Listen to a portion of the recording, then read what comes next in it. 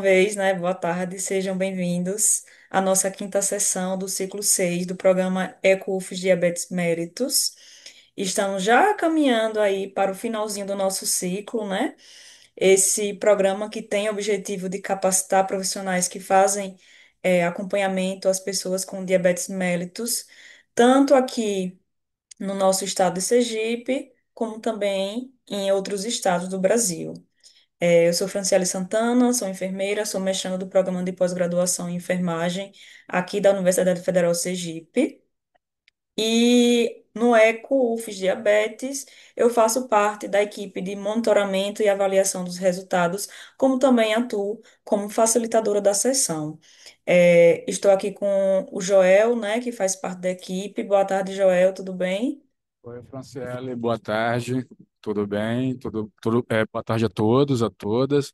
Eu sou o Joel, sou servidor técnico da UFES e atuo no projeto ECO, no apoio técnico aos programas disponibilizados pelo projeto. Tá? Uma ótima sessão a todos. Obrigada, Joel. Quero dizer que além do Joel, né, a gente conta com a equipe que trabalha aqui por trás, né, desse programa para fazer esse programa acontecer. Então, por conta de compatibilidade de horário, né, a gente só está aqui com o Joel, mas deixando claro, né, e agradecendo também o pessoal que colabora por todo esse empenho, né, desse programa. Eu aproveito aí para convidar vocês também, né, aqui no chat, dizer o nome, profissão, cidade, local onde trabalham ou até mesmo estudam, né? Se possível, manter as câmaras abertas para facilitar a nossa interação. Já estou vendo aqui a Valéria. Oi, Valéria, consigo te ver. Tudo bem? Boa tarde.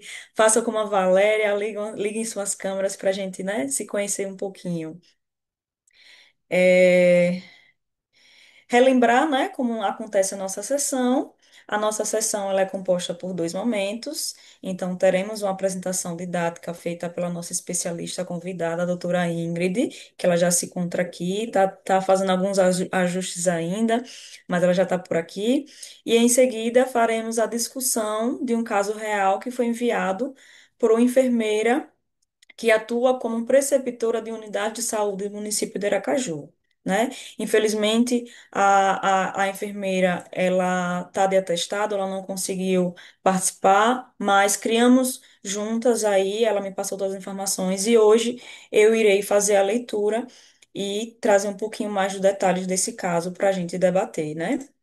Então, já adiantando, né, reforçar aí a participação de vocês, né, na discussão desse caso. E aviso, né, que apenas esse momento da apresentação didática, ele é gravado, né, estamos gravando essa sessão, e depois iremos disponibilizar no nosso site e no nosso canal de YouTube também. Lembrando, né, que essas sessões que oferecemos são sessões abertas, né, tanto para os profissionais de saúde, como também para os residentes, os graduandos, os pós-graduandos, de qualquer área da saúde, porque esse é um espaço colaborativo. Então, participem, interajam, né, tragam suas dúvidas, aproveite a oportunidade de interação com a especialista, né, que hoje a especialista Ingrid está aqui. E caso desejem comentar, né, falar, tirar alguma dúvida, nos sinalizem aqui, que daremos todos o espaço, ou podem aí escrever no chat, que estaremos acompanhando também e repassando as perguntas, certo? No final dessa sessão, iremos também disponibilizar aquele link, né, aquele formulário de feedback, e que vocês preencham, que também contamos com a frequência de vocês para o final, né, lá para a emissão no final do nosso curso, certo? E hoje vamos receber a especialista convidada, a doutora Ingrid Pereira, ela que é médica, endocrinologista do Hospital Universitário da Universidade Federal de Sergipe, tem mestrado e doutorado em Ciências da Saúde, é docente do curso de Medicina da Universidade de Tiradentes e é preceptora da residência médica em endocrinologia e metabologia, também do HU.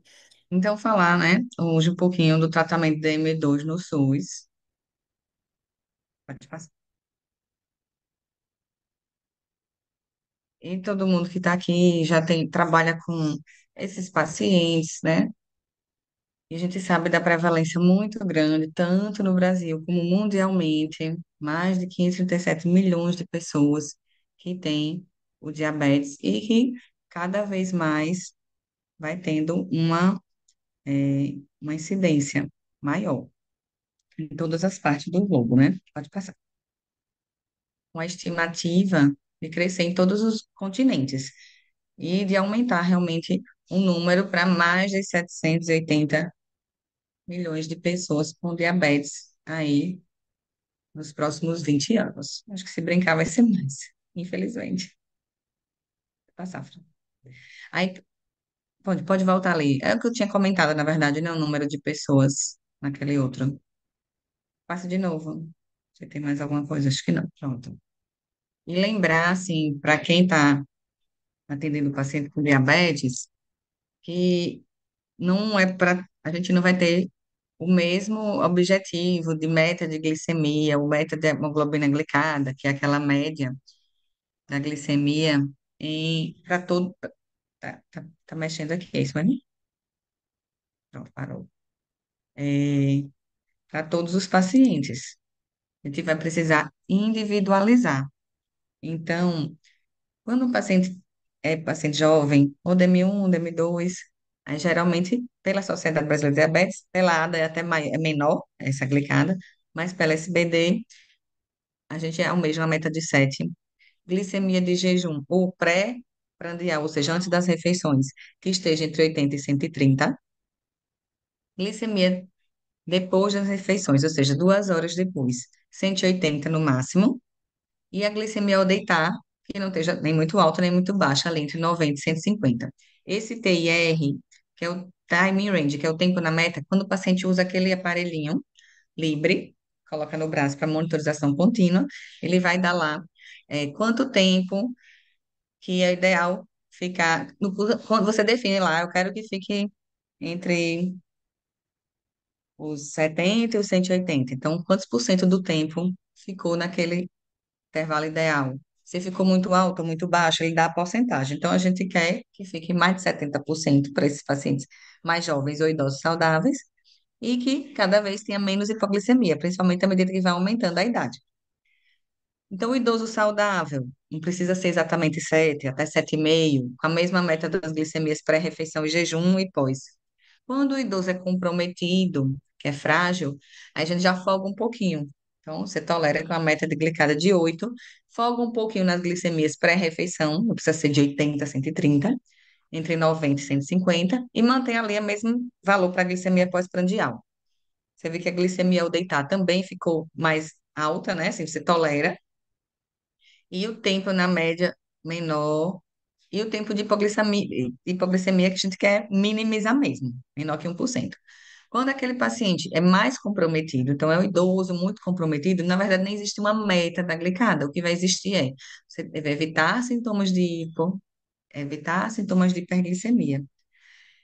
E, mais uma vez, você vê uma folga maior nas glicemias pré-refeição e jejum, certo? Criança e adolescente lembra um pouquinho paciente jovem, mas até com uma meta mais apertada para o pré-refeição de 70. Então, esses pacientes muito comprometidos, a gente tem que evitar a hipoglicemia o máximo possível, porque são muitos pacientes, às vezes, acamados, né, que dependem de outra pessoa para qualquer atividade diária, então a gente tem que ter esse cuidado. Pode passar. E aí, assim, o que seria um indivíduo saudável, né, um idoso comprometido, ou muito comprometido? Aquele saudável que tem poucas comorbidades crônicas, ele tem uma funcionalidade boa, a cognição é preservada, tipo, ele é independente para as atividades de vida diária. E quando a gente fala pouca comorbidade, geralmente, assim, o paciente com diabetes vai ter também hipertensão, vai ter colesterol alto, né, vai ter essas outras coisas. Quando a gente fala dele ser comprometido, pode clique aí, Fran, mais uma vez. Ah, não, é o rapaz que está clicando, não esqueci o nome dele. É, não seria qualquer comorbidade, dessas que a gente já está vendo dentro da síndrome metabólica, seriam outras comorbidades. Então, um indivíduo idoso que já tem um quadro de uma neoplasia, que tem uma artrite reumatoide, que tem uma insuficiência congestiva, que tem uma depressão grave, um enfisema pulmonar, tem um Parkinson, já infartou, já teve um derrame, já teve AVC, tem uma insuficiência renal ali, já mais, né, de classe 3 ou mais. Então, isso já é um comprometimento, além da funcionalidade e do cognitivo já, de alguma forma, já comprometido.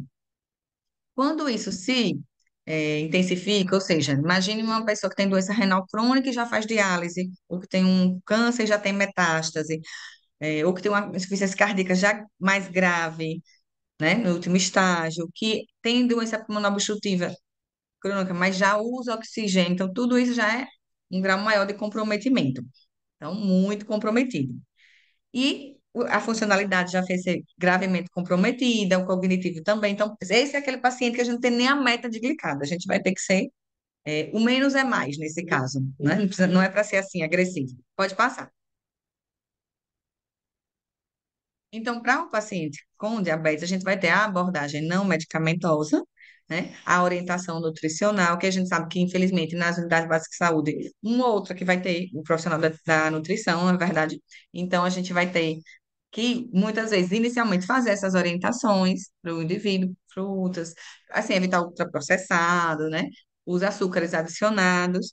E até o próprio alimento natural, assim, tem um tipo de açúcar, que é a frutose. Então, às vezes o paciente, não faço isso, não como açúcar, não faço isso, mas pega e exagera na fruta, come 6 bananas. A gente já viu o paciente lá no hospital universitário dizer, come 6 bananas, chupa 3 mangas enormes. Então, tudo isso a gente tem que ver que é outro tipo de açúcar, que também vai aumentar a glicemia do indivíduo orientar e estimular a prática regular de atividade física, que tem um benefício imenso de condicionamento físico, de controle de níveis pressóricos, de controle de glicemia, seja um exercício aeróbico ou também, inclusive, um exercício de força, que é a musculação, fora outros benefícios, né, da parte cardíaca, da parte de proteção, além do músculo, a parte do osso, né, que vai estimulando aí, minimizando a perda óssea. Então, tudo isso, porque o paciente com diabetes, ele já tem uma tendência a ter um ossinho também já mais fraco, então, tudo isso é importante, certo? Pode passar. E o que é que a gente tem no SUS? Infelizmente, a gente tem essa limitação, né? Existem muitas outras drogas para tratar o diabetes, mas no SUS a gente só vai ter a famosa metformina, né? Aí lá no posto vai ter de 850, vai ter de 500, vai ter a liberação prolongada de 500, vai ter a glibenclamida e a gliclazida. Então, a gente vai preferir a gliclazida se for para entrar com uma dessas classes, uma das opções dessa classe, que é a sulfonilureia. A gliclazida, ela faz menos hipoglicemia, né? Qual a diferença em relação a peso? Tende a ganhar mais peso, a metformina geralmente vai ser neutra no peso, pode mexer um pouquinho, quase nada, mas não vai ganhar, né? Geralmente vai ser neutra. Tem a insulina que tem nas unidades de saúde, né? Que é NPH irregular. Tem também para alguns pacientes análogos de insulina, que são dispensados pelo CASE, e aí tem todos os critérios, tipo, já usou 6 meses NPH regular, não, melhor, não controla, usou direitinho, ou usou, mas faz muita hipoglicemia, então tentar mudar para o análogo para ele fazer menos hipoglicemia, já que o análogo ele não tem um pico de ação assim como a NPH, então vai tender a fazer menos hipoglicemia. E outros critérios, o paciente com DM1 para usar análogo, não é no Brasil todo que tem, infelizmente, mas aqui em Sergipe já há bastante tempo a gente tem. E, e tem outras também, né? Tem além da glargina, né? Aí já tem uma outra lente, então tem todos, tem essa vantagem aqui em Sergipe de conseguir para os pacientes também DM2, a insulina, os análogos. Então, o paciente que tem doença renal crônica, dependendo desse grau de acometimento, ele também já entra nos critérios lá. E depois a gente teve o acesso à dapagliflozina, que é um inibidor de SGLT2, que é uma droga que, além de controlar a glicemia, ela tem outros benefícios de proteção cardíaca, de proteção renal. Eu vou falar um pouquinho mais na frente, inclusive, essa vantagem. E está na prescrição do paciente com insuficiência cardíaca, deve estar, mesmo que ele não seja um paciente com diabetes. Pode passar. Então, a princípio, assim, um fluxograma para dar uma ideia geral e revisar com vocês. Fez diagnóstico de diabetes tipo 2. Como é que faz o diagnóstico? O paciente geralmente vai descobrir sem sintomas, fez o exame de rotina, ou fez uma ponta de dedo, deu lá muito alto e ele, né, ao acaso, ou fez Porque o acaso geralmente vai ser uma ponta de dedo, uma capilar, não vai ser aquela que você vai no laboratório. Ou fez um exame de rotina e achou. Glicemia de jejum entre 100 e 125. Ele fez o jejum certinho de 8 horas, fez. Aí repetiu em outro momento, deu assim, aí alterado. Se deu 126 para cima, aí a gente já disse que está na faixa de diabetes. Repetiu assim, ou pega dois métodos, pega uma glicada de 6,5, uma glicemia de jejum alterada no mesmo dia, ou o mesmo método em dias diferentes. Ou o teste da garapa, TOTG, alterado com a glicada. Então a gente vai ter alguns parâmetros. Ou o paciente fez uma glicemia ao caso, deu alta e ele tem sintomas. Pode estar muito descompensado e ter aquele sintoma da poliúria, faz muito xixi, né? Polidipsia, tem uma sede excessiva, polifagia, como demais, e mesmo assim perdendo peso. Então, ele pode também abrir o quadro assim, mas no DM2 a maioria vai abrir mesmo sem sintomas, vai ter diagnóstico sem sintomas. E quando existe esse diagnóstico, muitas vezes, né? Porque a maior parte das vezes é sintomática, ali às vezes já pode ter uma complicação crônica, às vezes o paciente já infartou e só descobriu ali quando infartou, quando está no hospital. Já coloca alguns anos aí de que a doença existia e ninguém sabia da existência dela, mas os prejuízos já acontecendo. Então, pelo que a gente tem no SUS, inicialmente a gente vai pensar na metformina e orientar sempre a mudança de estilo de vida. Atingiu aquela meta, que é aquela, se for um paciente jovem, a gente pensar em 7 da glicada, né? O jejum entre 80 e 130, pode prender até 180. Ótimo, vamos monitorar. Aí ele não tolerou a metformina. Por que poderia não tolerar a metformina? Porque dá sintomas gastrointestinais. E aí, às vezes, fica aquela sensação mais empachado, altera o ritmo do intestino, fica nauseado. Não é todo mundo. Pode-se lançar a mão da possibilidade de usar o glifage, né, a metformina XR, que é de liberação prolongada. E a vantagem seria, é, na verdade, reduzir em 50% a possibilidade desses valores, ou desses valores, não, dessas queixas. Então, pode-se tentar. Se a gente for olhar em bula, o XR, ele pode ser feito todo de uma vez, mas na prática a gente divide. Então, às vezes um indivíduo disse, eu já usei metformina e não me dei, não deu certo, fiquei assim, assim, e aí parou. O médico tirou, mas aí a gente vai perguntar, mas usou o XR? Que dose foi? Então, tem gente que pode tolerar o XR na dose mínima ou a metade da dose máxima, que seria 1.000 miligramas por dia, e aí vai tentando ajustar. Outra contraindicação da metformina, né, além de não tolerar, seria pela disfunção renal. Então, se o paciente tiver um clearance de creatinina menor que 30, você não vai começar entre 30 e 45, tem que ajustar a dose. No XR, no caso, é o máximo 1 grama por dia nesses casos, entre 30 e 45. E aí, aqui tem essa opção logo de você pensar em adicionar sulfa, né? Que era o que sempre fazia. Não tinha nem a DAPA, mas você pode levar em consideração. Se o paciente é uma pessoa que já tem uma obesidade, a dapagliflozina, ela age colocando. Deixa eu só pedir aqui para baixar um pouquinho o volume, viu?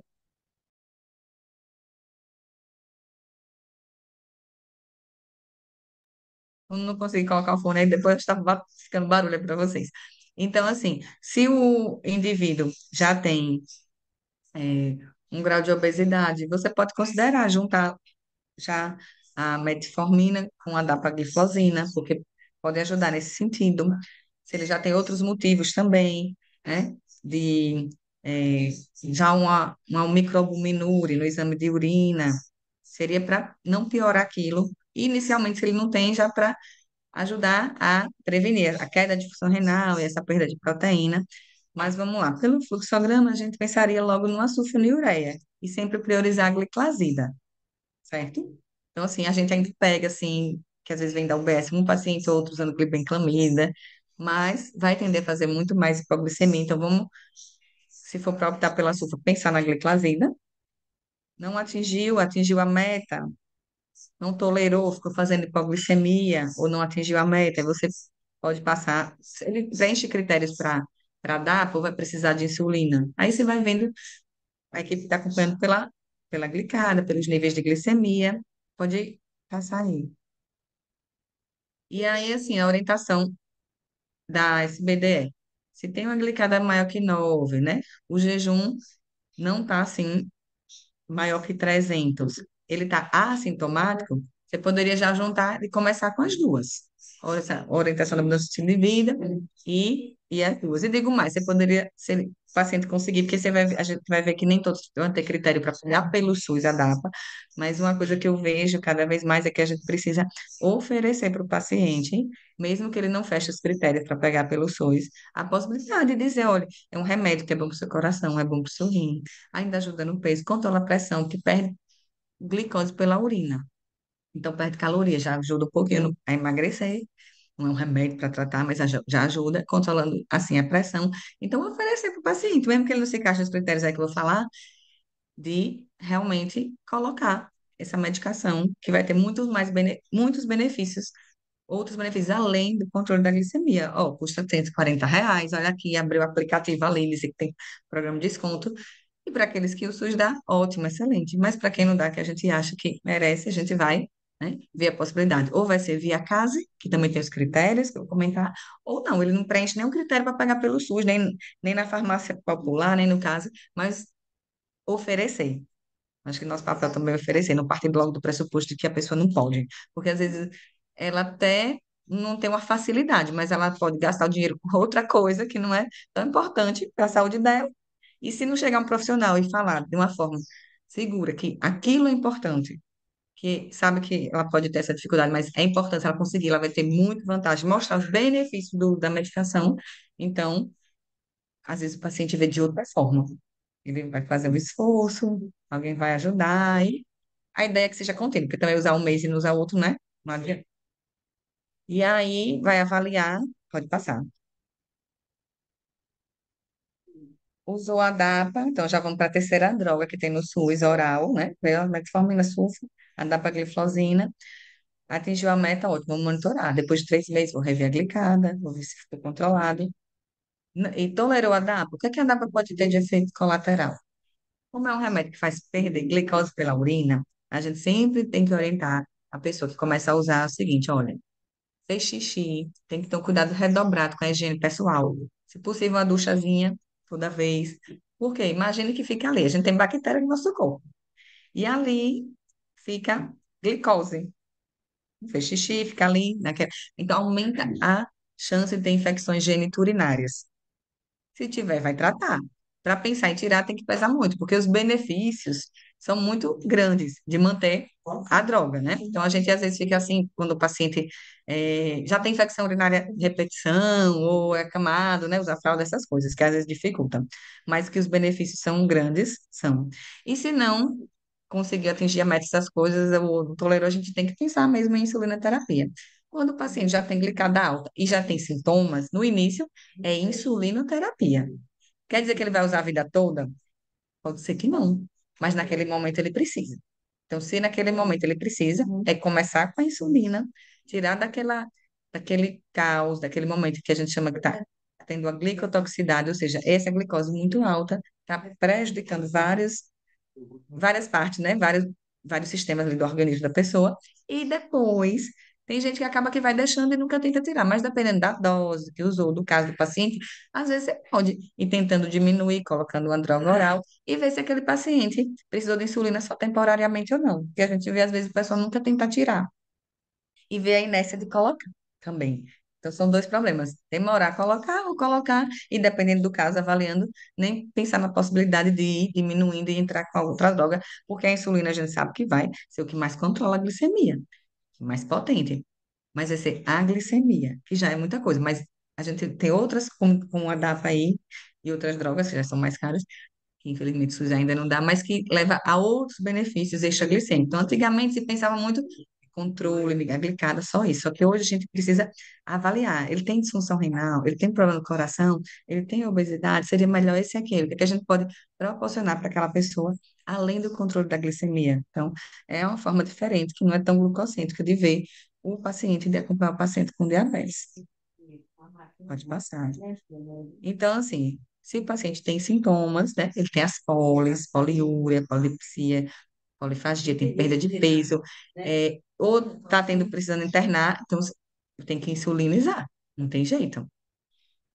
Certo, gente? Pode passar. Então, aqui são as indicações para o paciente ter acesso lá no CASE, né? Então, o diabético para ter acesso à DAPA, ele teria que estar otimizado, então já usou metformina, por isso que o fluxograma vem assim, a metformina, depois a sulfa, aí não compensou, aí vai pensar na DAPA. Então, para o SUS seria nesse sentido.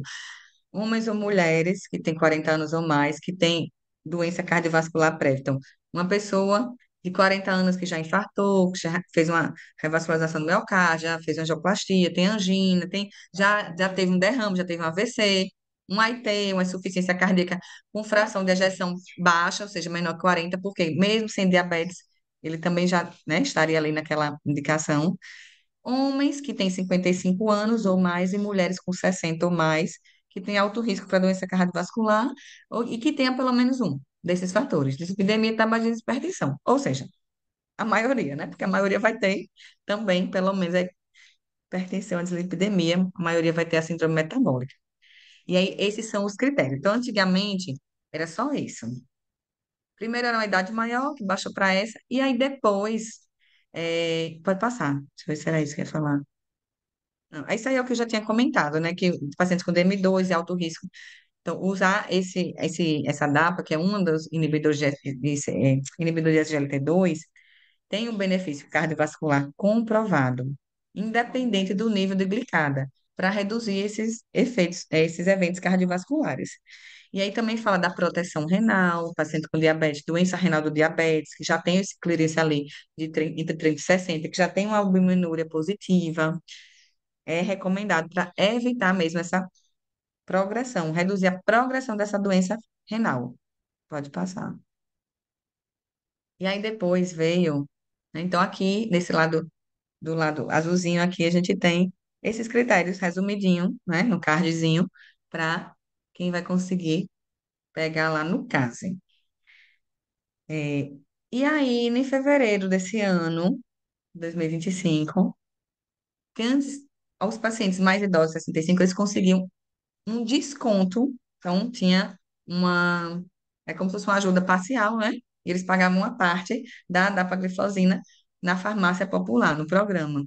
E em fevereiro, passou a não precisar dessa contribuição parcial, do paciente ter o acesso gratuito, desde que ele apresente a receita médica, seja do SUS, seja particular.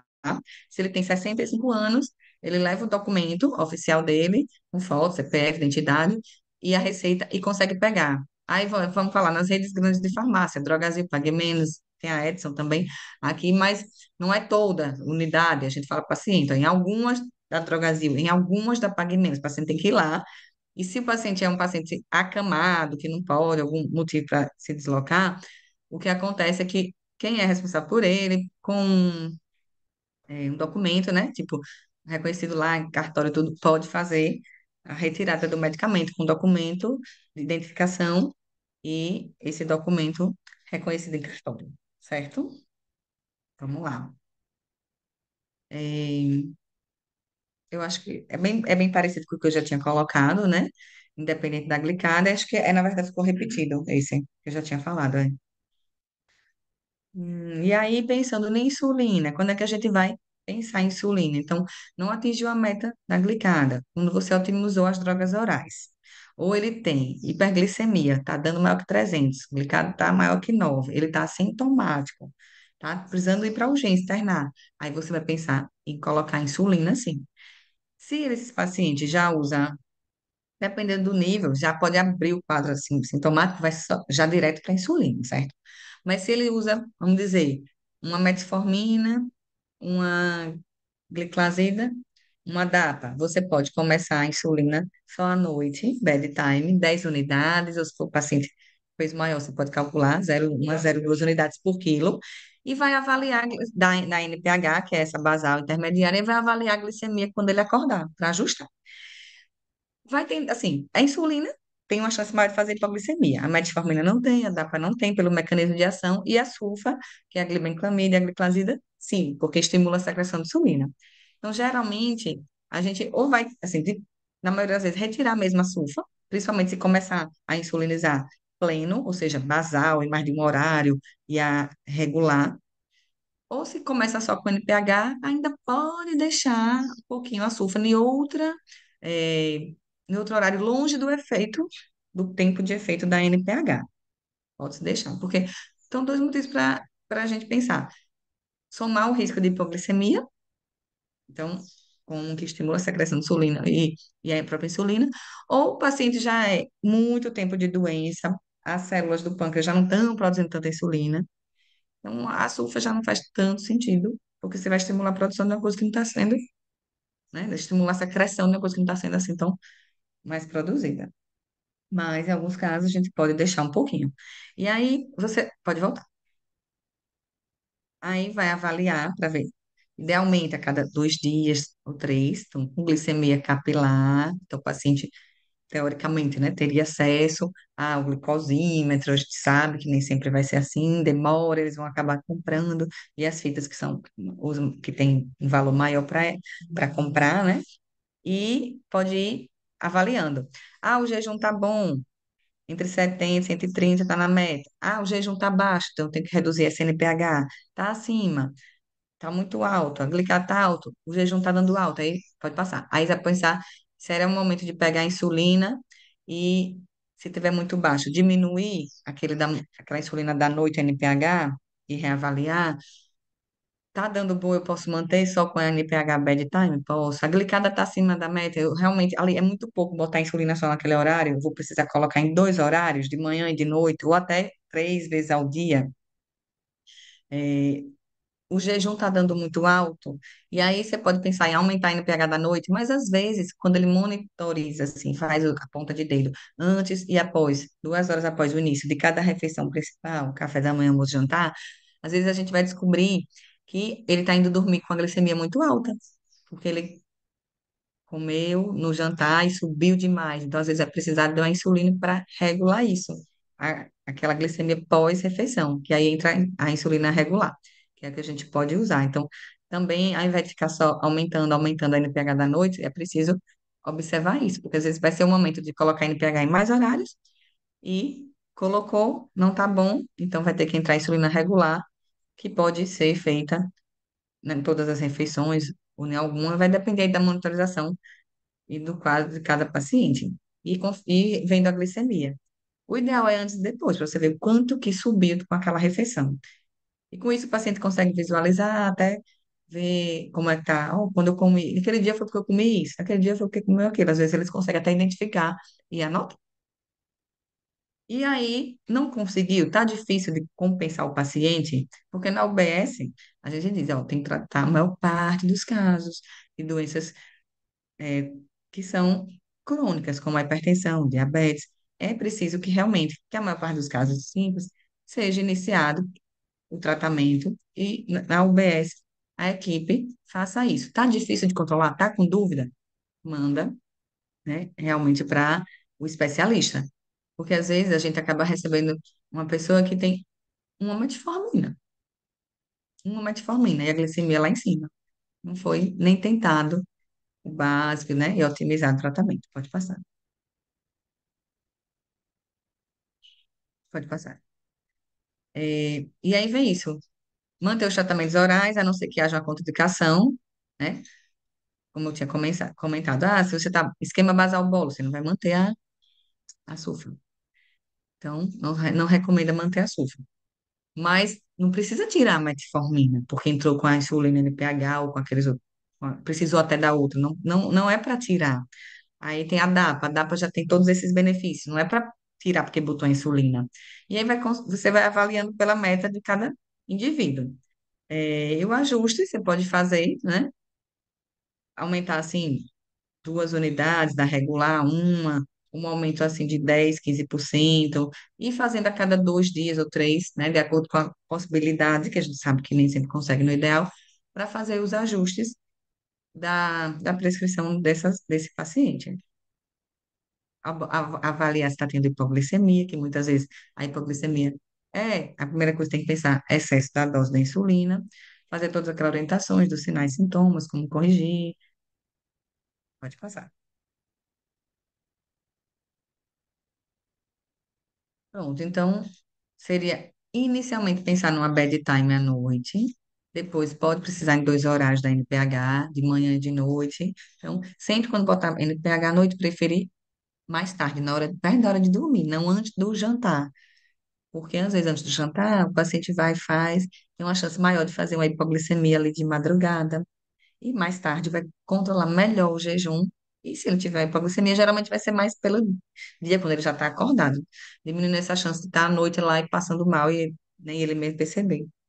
Então, pode ser 10 unidades, 0,2, porque ele vai ajustando. E aí vai ficar fazendo, né, essa monitorização do café da manhã para ver. É só repetindo mais ou menos o que tem no quadro ali. E vai ajustando, ou vai diminuindo, ainda a necessidade de colocar os outros horários, pode passar.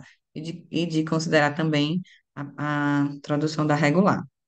Volto só um pouquinho para ver se tem uma coisa diferente aí. Então, a dose inicial geralmente vai ser 0,5 unidades por quilo.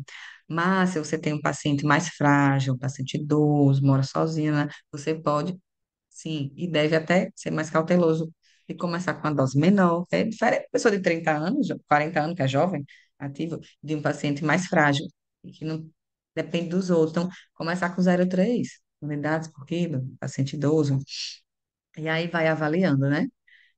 Associar a regular, né, se tiver essa necessidade. Então, depois que come, está aumentando demais, a gente espera que aumente 50 miligramas por decilitro. Está aumentando demais, então, aquele horário ele está precisando, além de ajustar a refeição, de uma insulina regular. Aí você pode começar 4 unidades e avaliar depois. Se precisar aumentar, pode aumentar de 4 a 4, né, até menos. Quanto às doses da insulina prandial, pode iniciar 2 ou 4, geralmente vai ser 4, mas se for uma coisa pequena, você pode começar 2 e vai ajustando de acordo com a glicemia pós-refeição. Mas o ideal é medir antes e depois, porque se ele pegar só após, deu alta, mas será que ele já chegou naquela refeição muito alta? Porque ele saiu da refeição anterior alta, porque a dose de basal da NPH da manhã não está suficiente, ele chegou mais alto ainda no pré-almoço. Será que ele saiu do café da manhã com a glicemia boa, mas fez um lanche super exagerado? Então, tem algumas coisas que podem influenciar esse valor da glicemia pré-refeição. É, cadê as doses prandiais, esses efeitos? Então, quando a gente fala de regular, geralmente a gente fala meia hora, quando é ultra rápida, que é pega no caso, a gente fala de 15 minutos, certo? E sempre orientar o paciente, olha, sabe o que é hipoglicemia? Quando baixa demais, dá 70 para baixo, fica tonto, suando frio, fica com a visão turva, parece que vai desmaiar. Então, sempre traz, esteja com a balinha, com um melzinho, pega um suco doce, bota com açúcar e toma. Não é para se encher de comida, porque senão vai sair para 300. Então, faz uma correção muito rápida. Depois de tantos minutos, vai, mede de novo, e se precisar corrigir de novo. Então, é muito importante orientar. E alguns pacientes que não têm sintomas, eles fazem hipoglicemia e não têm tantos sintomas. Então, em relação à aplicação, né, tem o PCDT, então, subcutâneo, tem as canetas, que infelizmente não tem para todo mundo, mas é bem prático. E aí, quando a gente percebe que o paciente já tem uma queixa visual, dificuldade visual, a gente vai ter que priorizar a caneta para aquela pessoa. Muito mais prático para ele enxergar, e mesmo assim ainda erra. Um dia desse, no HU, a gente descobriu um senhor que tinha ido para uma avaliação pré-operatória e muito magrinho, estava usando 1,8 unidades por quilo. Eu falei, gente, isso tudo, esse homem tão magrinho, não, tem uma coisa errada. E uma dose alta, e mexi um pouquinho de quase nada na dose, e a glicemia aumentou na outra semana. Aí eu cheguei assim para a residente, eu digo, gente, ó, vamos ver. Como é que você está aplicando? O senhor aperta, aperta, aí mostra os lugares, perguntei para ele. O senhor aperta até ir para o zero a caneta? Não, doutora, como assim você não aperta até o zero? Não, aperta assim um pouquinho. Ah, o senhor aperta um pouquinho. E na outra vez, tá zerada, né? Quando você vai usar, ele tá zerada. Como é que você faz? Depois que eu tiro, aí eu vou, rodo pro zero. Eu falei, ou seja, ninguém sabia o que é que estava entrando ali. E nem segurança. Eu digo, gente, se esse homem fizesse a dose prescrita, ele ia capotar. Ia ser uma hipoglicemia grave, né? E aí eu disse, vamos voltar do início, vamos botar 0,5. Com 0,5 unidades por quilo. Ele ficou ótimo. Ótimo. Agora, olha que coisa. Se alguém ensinasse a forma de usar, mas sem detectar o erro, como ia ser deletério para ele. Então, não é gastar esse tempo, é investir o tempo na explicação de forma de aplicar. Às vezes eles estão aplicando inclinado, está aplicando para quase, eu já pegamos paciente aplicando quase na virilha. Ou ele mesmo aplicando no braço, aplica aqui como se fosse uma vacina. Não, tem que orientar que é aqui, alguém segura. são na barriga, que alguns não querem, mas não tem mais espaço, e rodiziando ali, né? Limpou, passou um alquinho, fez uma pregazinha. Às vezes nem precisa fazer prega, a pessoa sentada com a barriguinha maior, às vezes já faz uma prega naturalmente. Lembrar de falar para homogeneizar a insulina NPH, colocar, né? 90 graus, que deixe,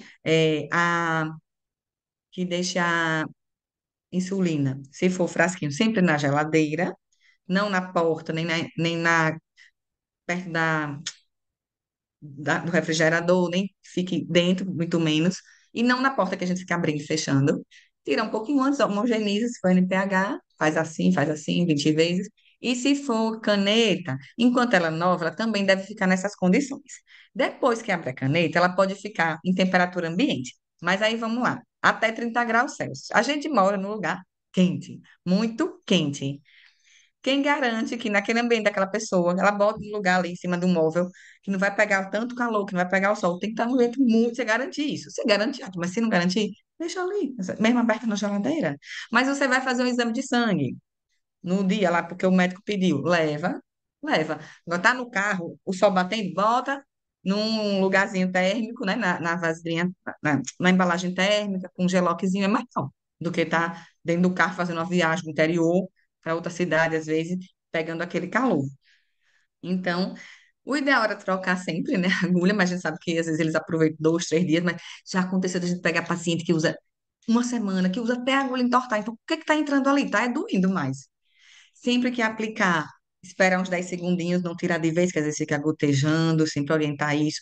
Tá, faz sempre na barriga, mas é só naquele lugar, não. Você tem que rodeziar tantos sítios, na coxa, mas como também dentro do próprio sítio. E falar como, né, não ficar de eterno com a agulha. E também na hora de descartar, colocar na garrafa PET, né? Juntar, levar na unidade de saúde para descartar junto com os pés. Pode passar.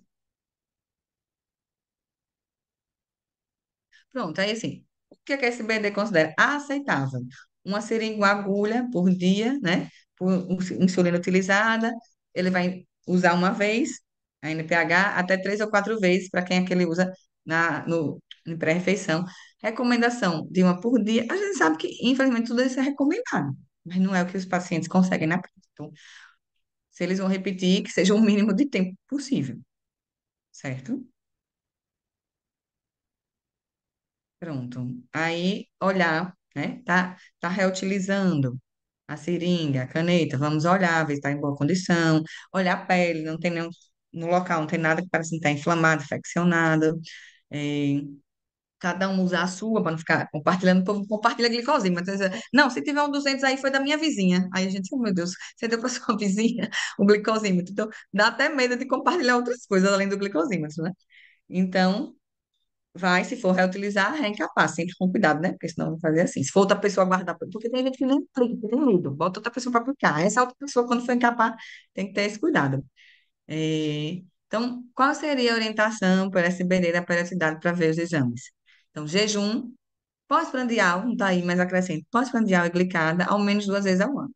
Se ele está compensado, tá? Se ele está descompensado, com menos tempo você pode fazer. A glicada é a média dos últimos 30 ou 90 dias e 50% do valor dela do último 30 dias. Então, com 30 dias você já tem um impacto. 3 meses depois você vai ter uma nova glicada.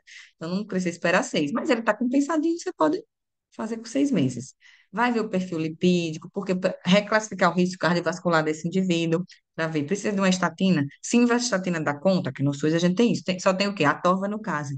Mas não, será que ele tem um risco cardiovascular muito alto, ele já infartou, teve AVC, e a gente consegue oferecer a prescrição de uma estatina mais potente, uma rosuvastatina, entendeu? Então a gente tem que também pensar nisso. Usando o que o SUS dá, não dá conta, ele consegue de forma contínua utilizar, vamos oferecer. Fazer uma vez no ano o exame da microalbuminúria, que é a relação albumina-creatinina, que antes fazia em 24 horas, mas de um tempo para cá a gente faz mesmo em amostra isolada de urina, que é uma vez ao ano, né? Faz logo no diagnóstico de M2, porque quem sabe quanto tempo ele já tinha aquela doença, às vezes já tem a complicação. E pode até ser repetido quando vê alterado num tempo mais curto do que 12 meses. Também anualmente o exame do fundo do olho, a fundoscopia, avaliar o pé. Então, geralmente na unidade de saúde vai ter uma enfermeira, né, que vai fazer isso, essa avaliação do pé diabético. E pacientes que usam já há muito tempo a metformina podem ter uma redução da B12. Então, dosar a B12 nesses exames também, para ver se vai precisar repor. Pode passar. Esse é o exemplo do mapinha. Esse é semanal, porque também que se a gente dá um mapa do mês todo, às vezes, e você pede para fazer, olha, antes e depois daquela refeição, uma semana antes de vir, ou 3 dias, se você estiver mudando a dose, 2 dias. Só que você dá, se você às vezes dá o do mês todo, o paciente pega, faz todos os dias de jejum, todos os dias depois do almoço, que é o que ele está acostumado, porque vai no posto, geralmente, né, quando não tem o aparelho e as fitas, e aí você fica sem parâmetro dos outros horários. Então, a gente prefere assim, ó, faça 5 a 7 dias antes de vir na consulta, completinho, consegue, aí vem a dificuldade do acesso aos insumos, né? Que a gente sabe que o paciente enfrenta, mas seria assim o ideal. E às vezes até tem casos que pode dosar, medir aqui, dosar não, medir antes de dormir, para saber se está dormindo muito baixo, essas coisas. Mas pelo menos esses, então, é muita furada, né? Mas a gente diz para o paciente, nesse momento é importante. Não é para sempre. É quando a gente vai na consulta. Se ele tivesse acesso ao Libre, né? Coloca aqui, seria perfeito, porque não iria estar furando tanto o dedo e dar informações mais nas 24 horas. E quando está mesmo com o Libre muito alto e muito baixo, a gente orienta a medir na ponta do dedo também, que dá um pouquinho de diferença.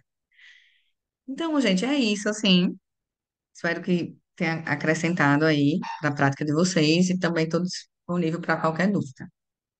Obrigada, doutora Ingrid.